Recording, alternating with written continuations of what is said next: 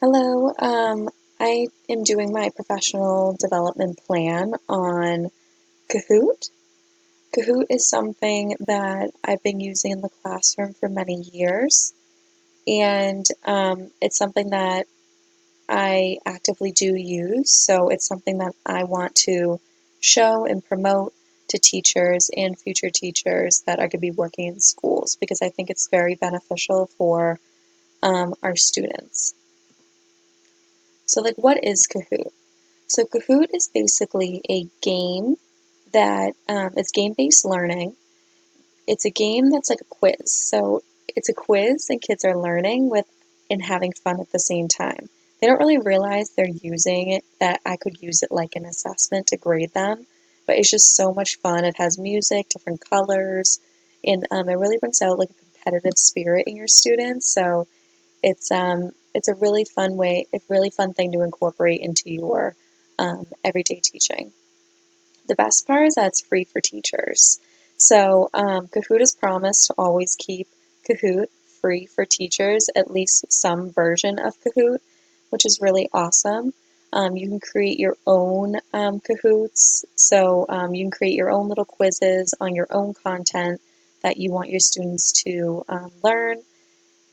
You can also share them with the public. You can share Kahoots and you can also search and play from thousands of Kahoots that are already made.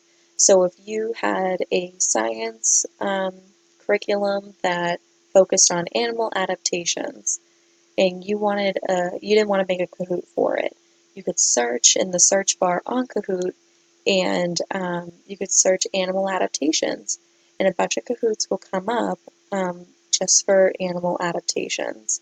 And you can go through them, you can go through the questions, see if it matches up with what you've been teaching your students, and pick what the best one that works for you.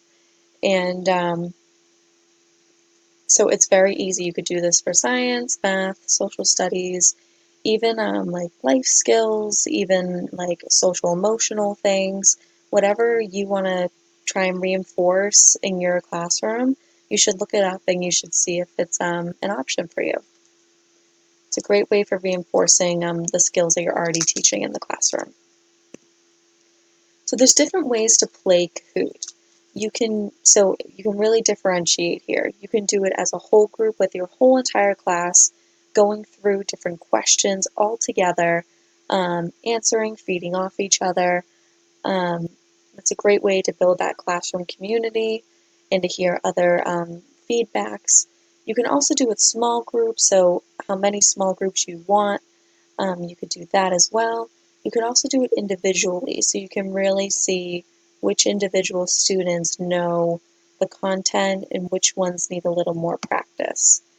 So the way it works, if you notice on my image in the top right corner, there's a shared screen. Oh, sorry. There's a shared screen. And on the shared screen are questions. And usually the shared screen of what I've seen is always like a smart board or like a very large computer, or maybe like a TV that's connected to a computer. But usually I've seen it on a smart board. So a question will pop up on the shared screen. So if you were doing a social studies lesson on Native Americans and the question was, when was Pocahontas born? Something like that. You would have that question on the shared screen and also the 2 to 4 options for questions. So if you notice, you see that red bar, blue, yellow, and green bar. Those are all the different questions answers that your students can pick from. Now, how do they pick for, the answer? This is the answer, is that students have their own device. If they're doing it individually, they have their own device, like a tablet or a Chromebook, something like that, and they're answering their own questions on that tablet. So it would be a 1-to-1 ratio if you did it individually. If you were doing it in small groups, like usually if I did it in small groups, it'd be like 4 to 5 groups. Each group will get their own device. So if you had 5 small groups, you had 5 tablets or 5 Chromebooks. If you're doing it a whole group, really you only need one device that you could control, or maybe your student leader or whoever could control in the classroom, or you could take turns, but there would only be one device to answer questions. So Kahoot has a program called Kahoot for Schools. Basically, it's just different options that educators can pick from that works best for them and for their school and themselves. So the next two slides are going to talk a little bit more about that. You can collaborate with teachers with Kahoot for Schools. You can create, you can edit, and you can share Kahoots with your colleagues in your schools.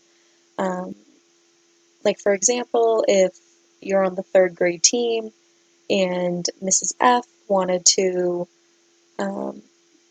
create Kahoots for chapters 1 through 4 of the science curriculum, and then another teacher wanted to create Kahoots for chapters 5 through 10, that's totally fine. They can share them and they can collaborate, and so you can always work together here. So they can always use that folder feature where they can put the Kahoots in the folder. And then you can organize the Kahoots based off of if it's science Kahoots or math Kahoots or reading Kahoots, whatever it is. Also, maybe you could go back into past grades, where if you were reviewing a concept from the previous grade, you could go into that Kahoot. It's a great way to have collaboration throughout your whole entire school. So they have something called the Kahoot Bank, which is that folder. So that means present teachers and future teachers will be able to access all these Kahoots. So there's different types of, which I'm going to get into. Within the Kahoots for School, there's 3 plans that a teacher could pick from, which I'm going to get into. There's just Kahoot, and then there's Kahoot Plus, and there's Kahoot Pro. And the main difference is just what it offers and the price of them. So on my next slide, I'm going to outline the 3 Kahoot options. So the first option is what Kahoot is going to promise us for life, is that Kahoot will be free. With this option, I found that most teachers use this. Just the first option, it gives you the bare basics, but it works, and you don't really need much more in my opinion. But the first Kahoot option is free. You can create Kahoots, you can play Kahoots, and you can search new Kahoot games. So, like I said before, if you had a science curriculum on animal adaptations, you could search them and find a public shared Kahoot. So that's really the bare basics, but that's what you're using it for. With the second option, we have Kahoot Plus, which is $1 per month. You can do everything that the first option can do.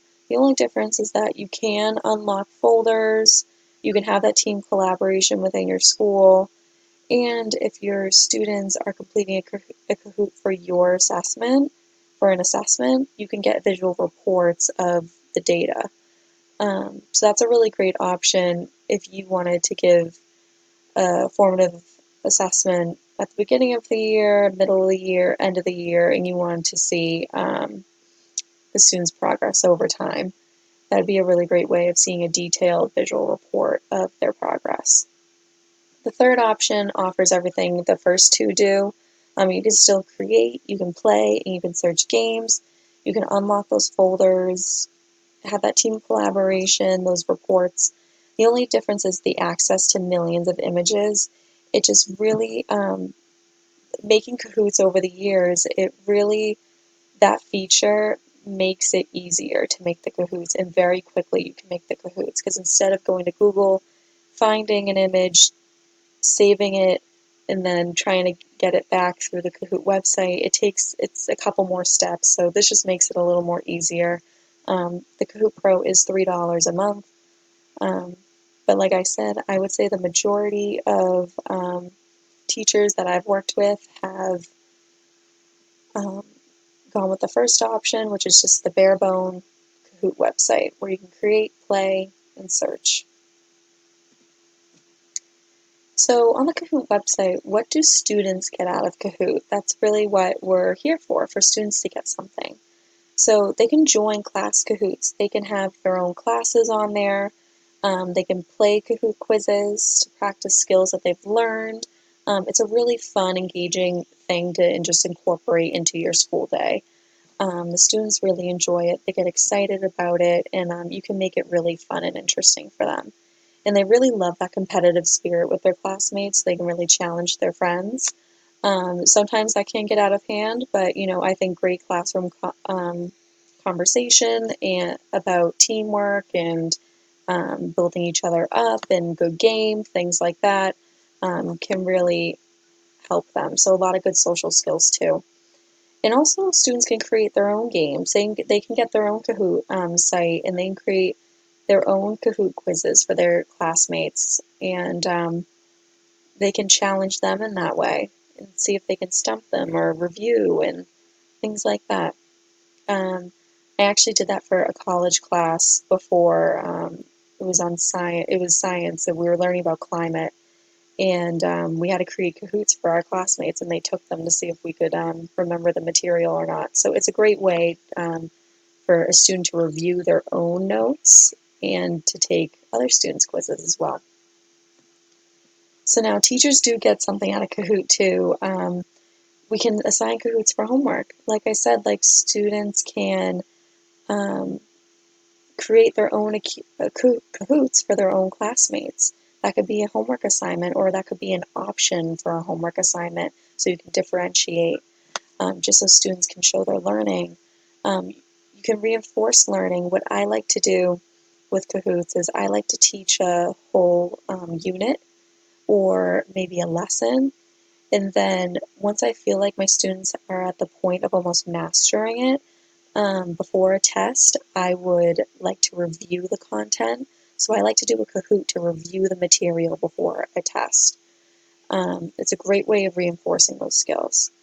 Also, if you do the Kahoot Plus or Pro, you can save time on correcting assignments. You can see individualized scores for your students.